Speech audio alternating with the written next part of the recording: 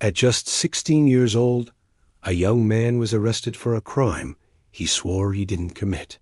He would spend the next 3 years of his life in one of America's most notorious jails without ever being convicted.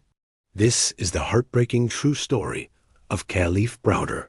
It was 2010 in the Bronx, New York. Kalief was walking home when he was stopped by police. A man claimed Kalief had stolen his backpack just weeks earlier. Kalief was shocked. He insisted he was innocent.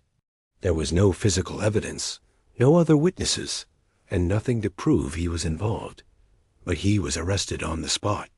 Because his family couldn't afford the bail, Kalief was sent to Rikers Island to await trial. But his trial kept getting delayed. Days turned into months, and months turned into years. Kalief sat in a cell, waiting for a chance to prove his innocence that never seemed to come. At one point, prosecutors offered him a deal: plead guilty, and he could go home. Kalief refused. He was determined to clear his name, famously saying, "I'm not going to say I did something I didn't do." Life inside Rikers was brutal. For nearly 2 of his 3 years there, Kalief was held in solitary confinement. He was locked in a tiny cell for 23 hours a day.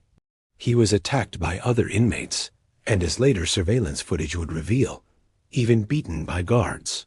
The mental and emotional toll was immense. He later spoke about feeling like he was losing his mind, trapped in a constant state of fear and isolation. Then, after 3 long years, the case against him was suddenly dropped. The prosecution admitted they didn't have enough evidence. Kalief was finally released. He had never been convicted of any crime. He was legally innocent. But freedom didn't bring peace. The trauma of his experience followed him. He struggled with severe PTSD, depression, and the deep psychological scars left by his time in solitary. 2 years after his release, in 2015, Kalief Browder died by suicide. He was only 22 years old. Kalief's story sent shockwaves across the nation. It exposed the devastating consequences of a justice system that can punish the poor and innocent before they even get a trial. His case ignited a movement for bail reform and brought attention to the horrific conditions in jails like Rikers Island.